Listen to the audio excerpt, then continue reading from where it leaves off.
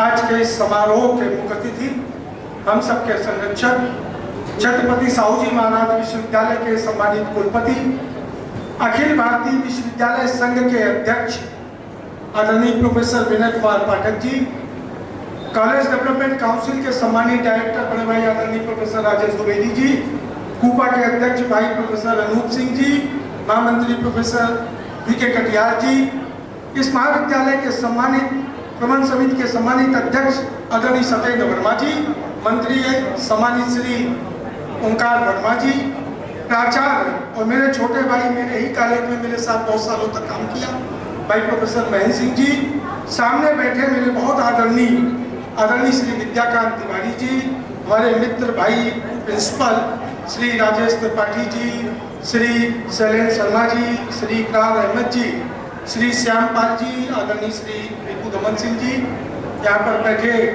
बहुत सम्मानित आदरणीय श्री राजीव राज जी, सभी महाविद्यालयों से उदयवीर भाई, पंचायती राज, मकेवर, इटावा, हैबरा के सभी सम्मानित शिक्षक साथियों, छात्र छात्राओं, जिनको अभी यहाँ पर पुरस्कृत किया गया, वे सभी बधाई के पात्र हैं। मुझे प्रसन्नता है कि आज के कॉलेज इटावा में बहुत वर्षों के बाद अपने विश्वविद्यालय के किसी सम्मानित कुलपति का आगमन हुआ।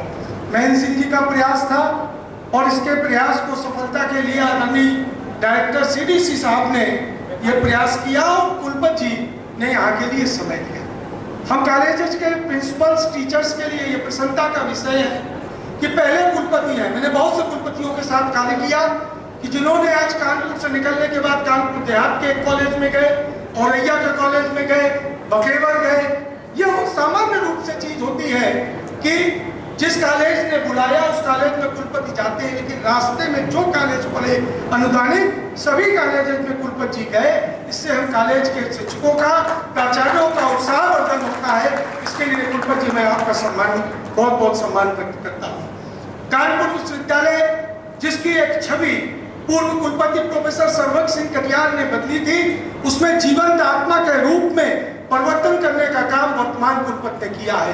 नेट की रैंकिंग हो, यूजीसी हो, एनआरएफ रैंकिंग हो, शोध के क्षेत्र में हो, बहुत बड़े बड़े प्रोजेक्ट्स आने में तमाम चीजों की जो गाइडेंस कुलपति जी के नेतृत्व में हुई, निस्संदेह उससे विश्वविद्यालय का नाम प्रदेश नहीं बल्कि देश के पटल पर हमारे सीएसएल विश्वविद्यालय का नाम निखर कर आया है। इसके लिए मैं कुलपति जी आपका बहुत बहुत स्वागत वंदन करता हूँ। कुलपति जी, इटावा क्षेत्र का यह कॉलेज, इटावा का नाम आते ही जो भी कुलपति रहता है सबके मन में एक विचलन आने लगता है। इटावा को व्यक्ति विशेष के साथ जोड़ दिया जाता है, लेकिन इटावा और औरैया जो कभी एक ही जनपद इटावा हुआ करते हैं, मैं विश्वास के साथ कह सकता हूं क्योंकि मैंने अजीत पल में 10 साल तक काम किया।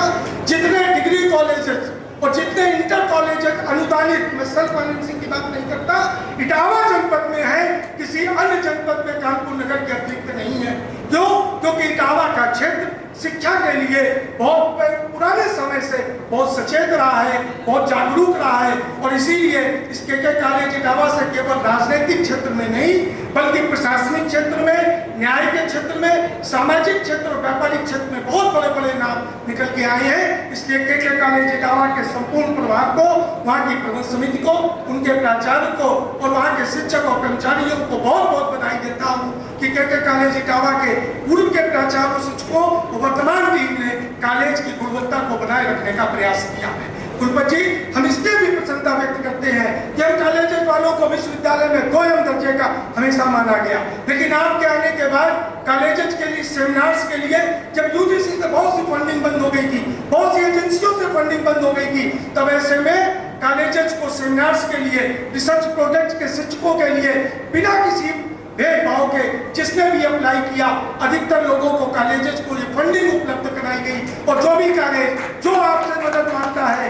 इनोवेशन के क्षेत्र में, एआई की ट्रेनिंग के क्षेत्र में, साइबर सिक्योरिटी के क्षेत्र में, पुस्तकालय, ई बुक्स के क्षेत्र में, जो भी ट्रेनिंग और जो मदद आपके विश्वविद्यालय परिषद से कॉलेजेस मांगते हैं वो आपके द्वारा प्रदान की जाती है।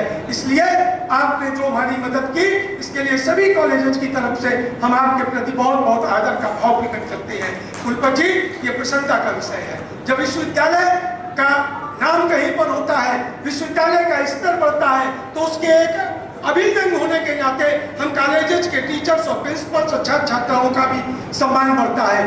आपने अपने 5 वर्ष के कार्यकाल में हमारे विश्वविद्यालय में एक कार्यक्रम हुआ था, वहां पर हम लोगों ने तमाम कार्यक्रम में कहा था कि यदि 3 वर्ष का कार्यकाल रहता तो शायद वो बहुत सी उपलब्धियां हम लोगों की छूट जाती जो सतत रूप से आपके कार्यकाल में प्रगति के सोपान हम छू रहे हैं। अब 6 वर्ष का कार्यकाल पूरा करने का है। हमने कहा कुलपति जी और 3 वर्ष रहिए।